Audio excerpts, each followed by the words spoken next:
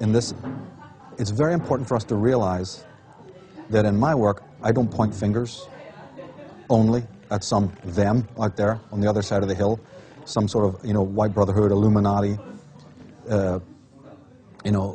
aliens, for instance, this kind of caper, I talk about them, but I'm much more interested in what it is in human beings that allows them to be open to this kind of slavery, for want of a word.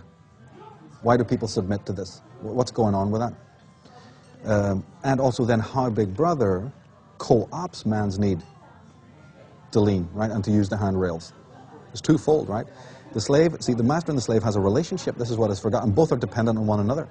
The dependency is caused, or the slave wants to be dependent, because in order to face the anxiety, he'd rather face the anxiety of living under a pretty punitive, tyrannical master than face the anxiety of selfhood and face the anxiety that arises from finding on the true Siddhartha road of light. He's tried it. Most human beings try this. They dabble. It's too awful. Selfhood is a weight. It's a great thing to discover your own, selfhood. So mankind tends to not want to do that.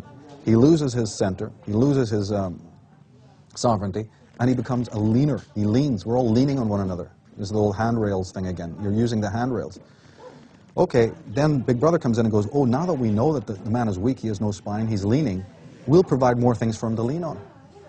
And the slave then does not want that pillar of rightness that he's leaning on to ever change. So when you hear people saying, why is it that all these hundreds of years nothing in government ever changes? It's the same old, same old, same old. Even your ordinary, every street-level critic knows this. Man, it's just the same old stuff. We even have footage of different politicians, different prime ministers and presidents repeating the same speech word for word. Right? People are getting a handle on this now. There is an age of awakening, right? We've addressed that. We're talking about that there's more knowledge about how this is all set up, how there is a script being played out.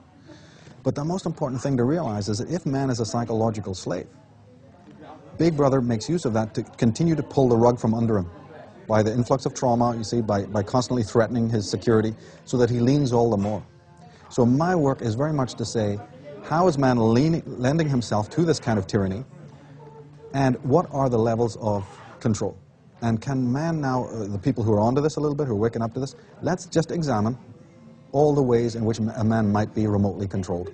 Just in exactly the same way that, a toy truck or a plane, is remotely controlled, a toy plane, or anything that's remotely controlled.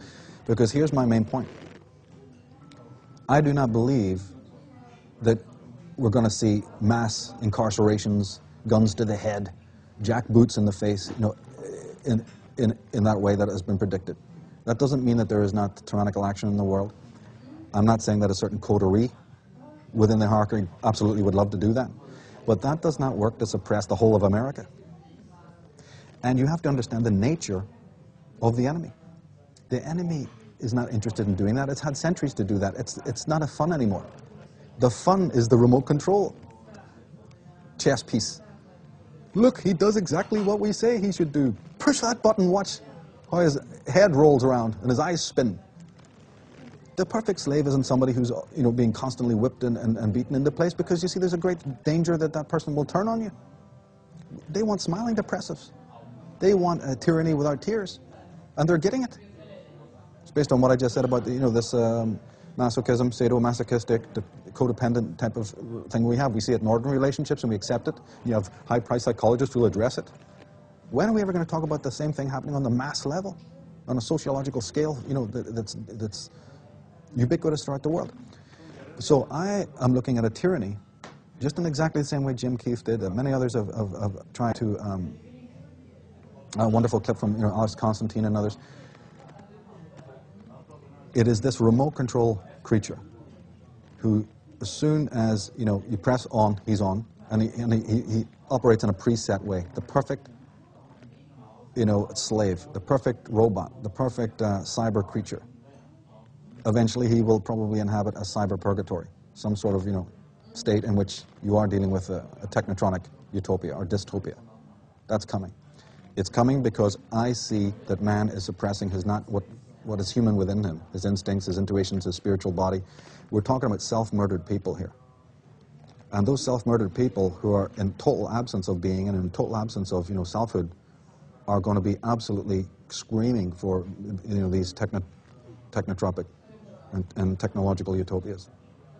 That's the danger. That's the danger.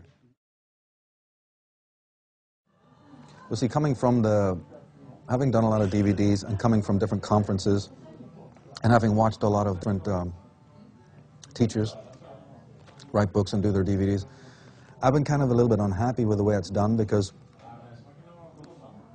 remember, we keep on talking about the fact that this subject matter falls under the heading of like an occult, level of research, meaning it's alternative, meaning that people have to adjust their settings. We're not talking from an academic point of view here. It's okay if academics, check out what we're doing, but we are not people who have a university degree nailed on the front of our chest and a target on the back.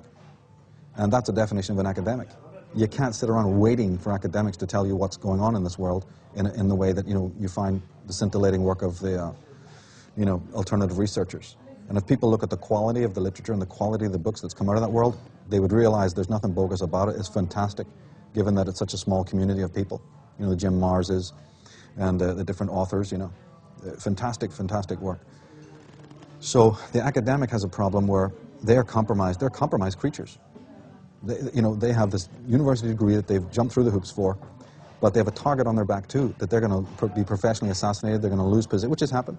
Professor Thompson, I deal with in my work on the Irish origins, people who've lost their jobs because they've spoken out to speak about the facts. But when I've looked at a lot of the other material of this occult field, as good as the information is, as good as the knowledge is and the investigations, something's been lacking in the delivery. And in the alternative field or in the occult field or in the world of spirituality, mysticism, what about the right brain? There's a dearth of communication to the right brain. Then you go to the mainstream, the big blockbuster Miramax super movies, right? Look how much right brain communication they're doing. I don't know if people have noticed this, but it's unbelievable. It's so good. And this, of course, can be found even in certain lower-level, graphic escapades like television commercials and, all that kind of thing. If you look at it from an artistic point of view, it's absolutely amazing what they're doing. I mean, Leonardo would be proud kind of thing, like not of the content, but the stylistics. So in all my work, I've tried in a humble way and then in a much more advanced way with, Architects of Control, is to start to also, instead of talking about it, start opening up a channel of communication to the right brain. And that can only be done through colors, music, rhythm, vibration, to a certain extent, numbers, numerology. So that the left brain, because I believe that our left brain circuitry is already bombarded, man. How many emails do I get going, man, this is so above my head. It's taking time to digest. I don't know where to begin, this kind of thing, What I read in that is actually not that these people are stupid or, they're really having the problems they think they're having. It's because we're maybe making a mistake. So let's take a page out of the people who are putting up this sort of, who are working with all the cinematics and maybe have very anti-human messages. What? That symbolism doesn't belong to them. They've co-opted it from the great surrealists and the great artists, the great humanitarians of the world. Albrecht Dürers, the Salvador Dali's. When you look at certain famous movies, even Alfred Hitchcock's Vertigo, or Dances with Wolves, or The Truman Show, you see, or The Da Vinci Code, or Matrix. When I'm looking at those movies, I'm going, oh, De Chirico, oh, Dali, oh, Magritte, even, hey, Vermeer, Rembrandt, you know what I mean? An artist going, I see where they got that, oh, I see where they got that, oh, look at that. If you even look at the stylistics, the beauty of some of these incredible movies like The Black Robe, and just so many others I could mention, the absolute exquisiteness of the way that they're made. Paris, Texas jumps to mind and so on. You'll see that these people are highly versed in art, particularly medieval art. Art that spoke to the soul of man, that dealt in the phi ratio, that dealt in the golden section, that dealt in the Vesica Pisces. This is all happening in the world of the media. Basically what I'm saying is graphics, imagery, or today more animation. Animation, animate, right? The word anima is the soul, is the spirit. So I am very